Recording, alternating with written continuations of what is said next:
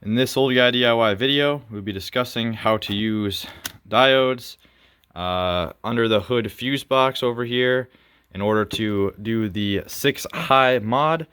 In this case, it's a 2003 Chevrolet. Well, this one's actually a Yukon XL, but Chevrolet Suburban, 2003 GM vehicle.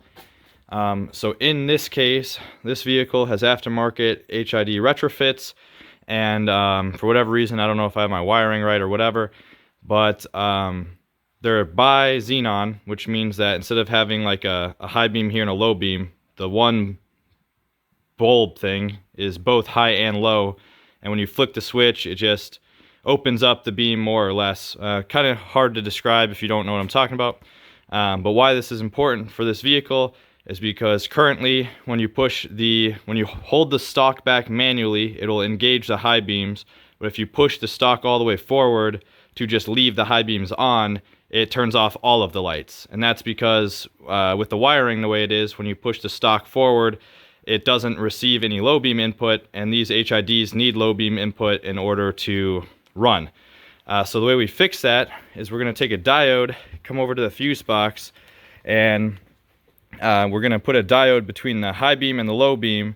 And what that means is that when the high beam stalk is turned on, the low beam is still triggered.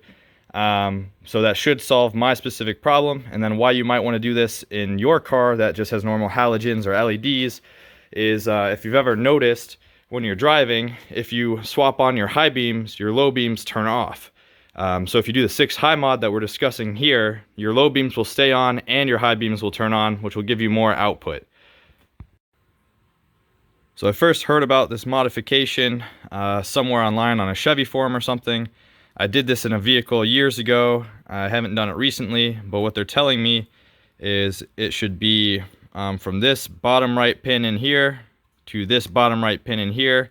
And I'll put the diagram that I'm looking at in the video or in the description or both.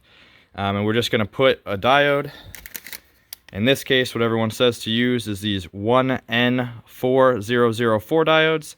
And I believe with a diode, it is directional, so that'll matter. So we'll want to pay attention to that.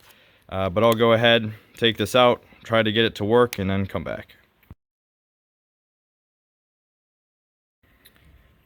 So it's a little hard to see, but the diode is in there. It's going from the bottom right pin over here to the bottom right over there.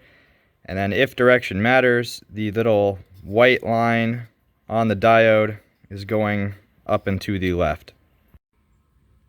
Alright, so pretty easy. Got the diode in there, both of those back in, and we'll see if it works.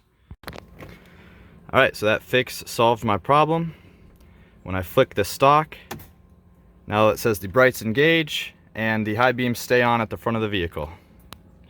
Pretty easy, and that should be all you need to do.